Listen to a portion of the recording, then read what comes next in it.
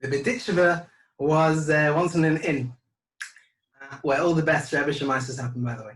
And he was sitting doing Chatzois, crying, reciting the Tikkun Chatzois. And all of a sudden, the innkeeper, he hears sobs, and he wonders what's going on. So he knocks on the door, no answer. He sees the Rebbe sitting on the floor crying. He says, Rebbe, what's wrong?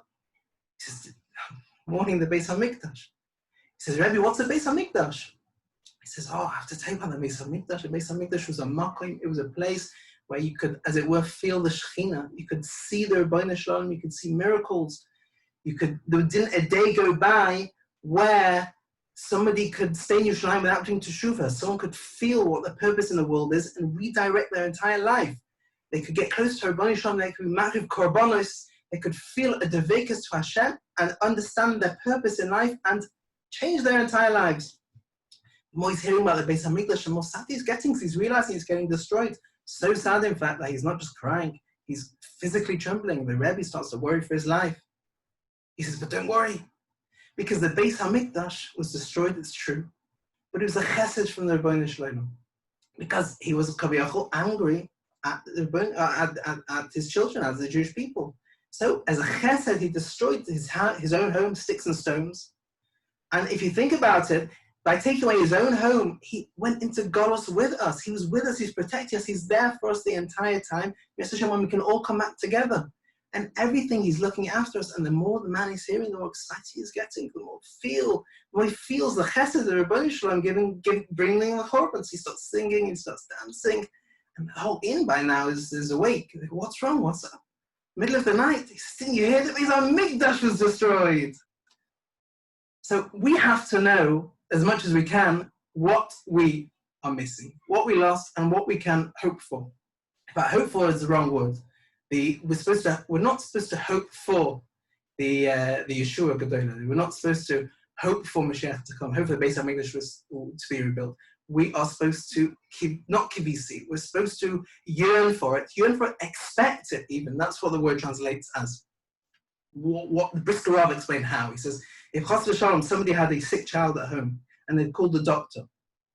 So there's a knock at the door, there's a ring at the doorbell. So you'd run to the door, you'd be so excited to welcome the doctor in. No matter how many people knocked, and you'd always run to the door, every single time you'd be as excited in a desperate way to bring in the doctor, even if it was 100 people before then and you didn't get the doctor yet. Every single time, that's how we've got to feel when it comes to Mashiach. It's a yearning. It's not just hoping. I hope will come. And it's not even expecting. Yeah, of course it's going to come. It's an expecting. It's got to be an expecting because we know the doctor's coming, as it were.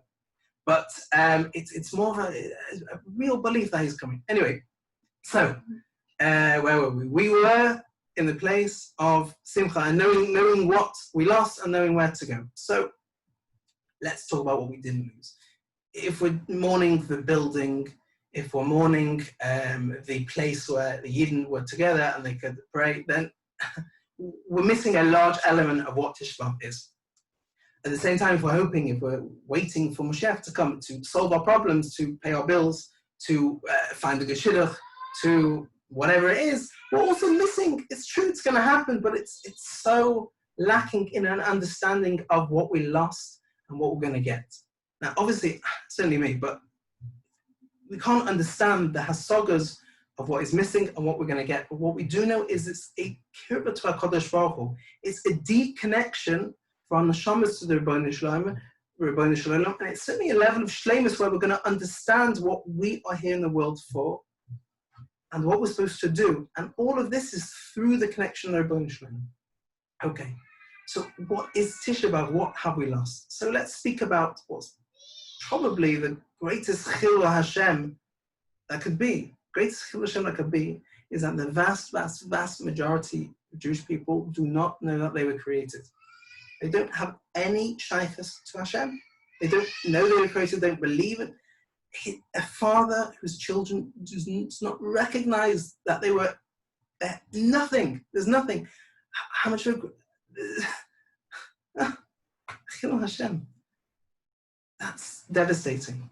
Now, that's amongst people and Tinik Shnishfu, and there's no judgment, and it happened at some point, and who's to blame? It's irrelevant. Absolutely irrelevant. What is relevant is that Rebbeinu Shalom is missing a connection with his own children. Now, even if that's too, okay, what can you do? For us, the B'nai Torah, it's Hashem for us, I'm saying, you, the B'nai Torah, we have to think about ourselves. What are we lacking in our connection? When we daven, do we feel we're having an intimate conversation with Rebbeinu Shalom? When we're learning, do we feel that Rebbeinu Shalom is speaking to us, giving us his das, trying to sharpen our minds to understand more of where he's coming from, as it were? If we are lacking in those areas, and we all are to an extent, then we ourselves are suffering from the Churban.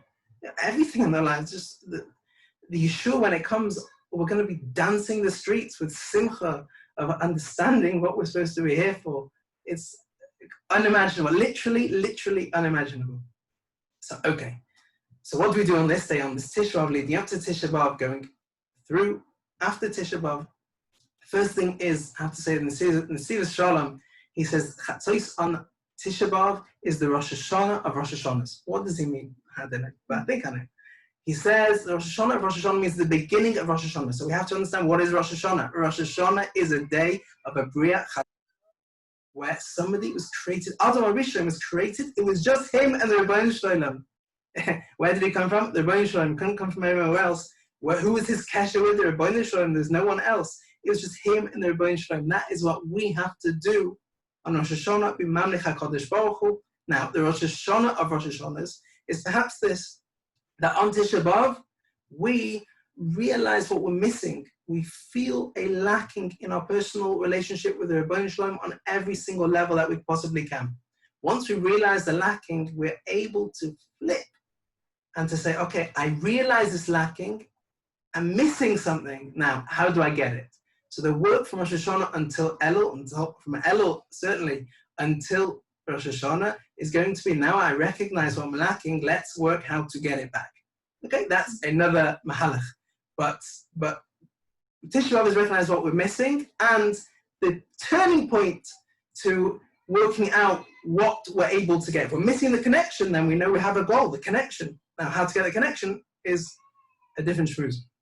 Okay, so that's a short idea, a short vort on what the day is, what we're missing, what we can hope for. Now, how to get there is a different story. And it's Hashem, everyone should have siyad d'shmaya and use the day meaningfully. Realize at this stage, at least Pinkas always used to say, the day is about recognizing the chisara. The day of recognizing what we don't have. We can't greet people because we are lacking the ability to truly relate to people. That's what we're missing. We can't learn Torah because we have a lack of our understanding of Torah, of the way we even relate to Torah. These are the days where we don't fix it. These are the days where we sit and work out what we're missing. Then, having worked out what we're missing, then we can work out how to repair the damage, how to fix it. And Be'ez Hashem, by Rosh Hashanah, we'll all be able to be mamlech HaKadosh Baruch Hu on a personal and global level. And Be'ez Hashem, we'll get there.